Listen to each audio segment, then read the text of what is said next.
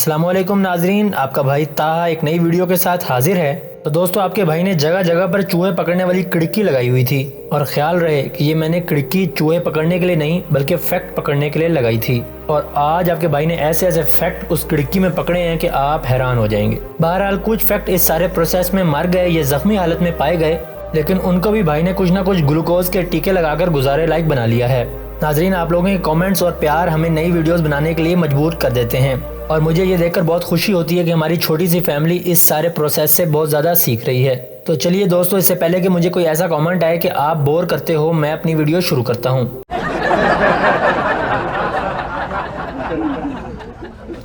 और दोस्तों, हमारा इस महीने के एंड तक 12,000 सब्सक्राइबर रीच करने का टारगेट है और इस टारगेट तक पहुंचने के लिए मुझे आप लोगों की ज़रूरत पड़ेगी। काइंडली हमारी वीडियोस को ज़्यादा से ज़्यादा शेयर करें और सब्सक्राइब करें।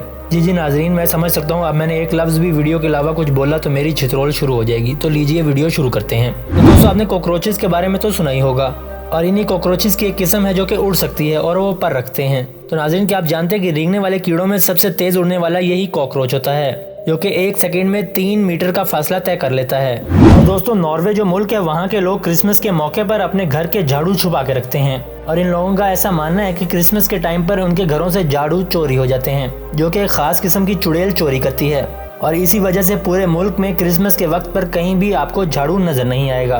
तो दोस्तों, मैं इन फिनलैंड के लोगों को कहना चाहूँगा कि आप चुड़ैल से डरने की बजाय क्रिसमस के मौके पर काम वाली को जाते हुए चेक कर लें। आधे से ज़्यादा झाड़ू तो आपके वहीं बरामद हो जाएंगे। क्योंकि पहले मुझे भी लगता था कि मेरे घर से भी कोई चुड़ैल मेरे पैसे चुरा के लेके जा रही है, लेकिन थोड़े दिनों के बाद राज खुला तो पता चला कि वो अपना सीधा टल्ली ही पैसे निकाल रहा था। और दोस्तों, क्या आप जानते हो कि पूरी दुनिया में अब तक चाइना, फ्रांस, इटली, रशिया और अमेरिका की जानिब से 5,640 सक्सेसफुल रॉकेट शिप्स भेजे जा चुके हैं, जिसके अंदर mass surveillance communication satellites, telescopes और इंटरनेशनल स्पेस स्टेशन मौजूद है। तो नाज़रीन, एक तरफ तो इंडिया चांद पर भेजने के लिए सैटेलाइट लॉन्च करता है जो कि बाद में दरियाए रावी में से निकलती है, तो दूसरी तरफ पाकिस्तान है जिसने चांद तो दूर की बात कभी अपना ड्रोन तक नहीं बनाया। और ये दोनों मुल्क करोड़ों की तादाद में रोज ऐसे रांझे तो पैदा कर रहे हैं जो कि रोज चांद तोड़ के लाते हैं, लेकिन एक भी साइंसदान नहीं पैदा हो सका जो कि हमें चांद तक पहुंचा सके। बासवे चौधरी साहब, कर लो गल तुसी। और दोस्तों, दुनिया में पेट्रोल वाहिद ऐसा लिक्विड है जो जितनी मर्जी कम टेम्परेचर पे रख दिया जाए कभी भी जमेगा नहीं।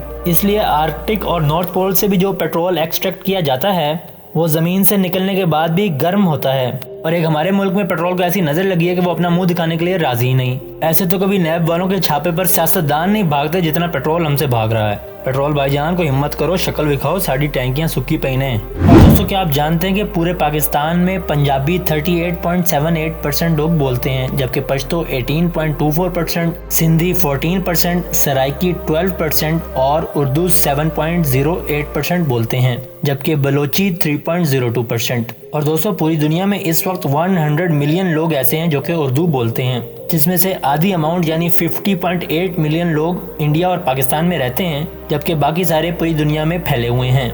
नाज़रीन, हमारी मिसाल भी एक कौवे की तरह है कि जो कौवा चला हंस की राज और अपनी भी भूल गया, यानी गोरा अंग्रेज जाते हुए हम पर अंग्रेजी का अजाब छोड़ गया और अब हम उसको सीखने के लिए अपनी मादरी जुबान उर्दू से भी दूर होते जा रहे हैं। इस वक्त हर कोई अपने गिरबान में झांक कर देखे तो उसको ये यकीन हो जाएगा कि ना वो उर्दू सही से बोल और लिख सकता है और ना ही अंग्रेजी, जबकि पूरी दुनिया में कोई नेशन ऐसी नहीं होगी जो कि अपनी मादरी जुबान अच्छे तरीके से बोल और लिख नहीं सकती होगी। ये कामयाबी भी हम पाकिस्तानियों के नाम ही आनी थी। English come to me very fast, यानी मुझे अंग्रेजी बहुत जल्दी आ जाती है, और इस फिक्रे से आप मेरी अंग्रेजी का हाल देख सकते हैं। और दोस्तों, क्या आप जानते हो कि हेनरी मिसेल जो कि एक अमेरिकन फिलोसोफर थे, उन्होंने सबसे पहले दुनिया में एग्जामिनेशन का प्रोसेस इंट्रोड्यूस करवाया था, यानी इनसे पहले यूं सालाना इम्तिहानात नहीं हुआ करते थे। हेनरी साहब, बड़ी मेहरबानी तुहाडी इस खिदमत दी, बड़ी मेहरबानी। बंदा तुहानू पा लवे लम्मा।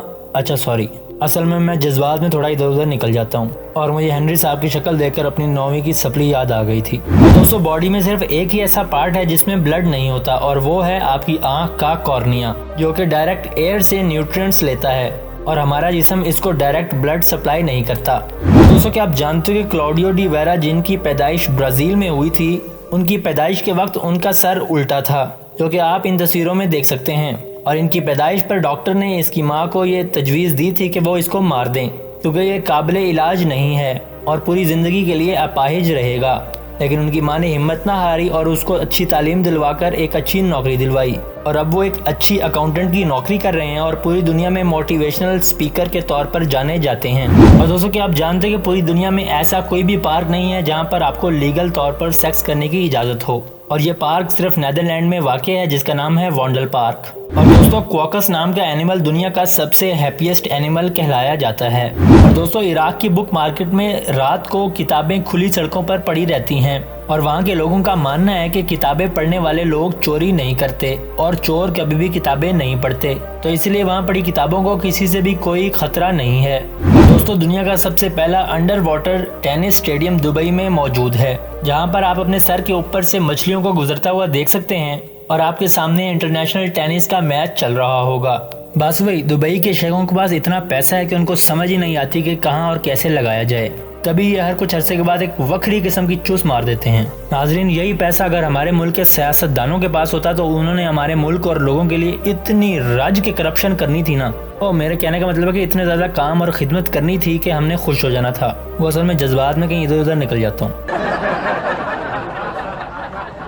और दोस्तों, क्या आप जानते हो कि स्टैचू ऑफ लिबर्टी असल में कॉपर का बना हुआ है और ऑक्सीडेशन के प्रोसेस की वजह से इसका कलर चेंज होकर ग्रीन हो चुका है, जबकि इसकी इंस्टॉलमेंट के वक्त इसका कलर डार्क ब्लू था। और दोस्तों, 3 अप्रैल 1973 में सबसे पहले मोटोरोला कंपनी ने हैंड हेल्ड मोबाइल फोन का इन्वेंशन किया था। तो दोस्तों, मैंने अपनी जिंदगी में जो पहला फोन इस्तेमाल किया था वो था सोनी एरिक्सन का।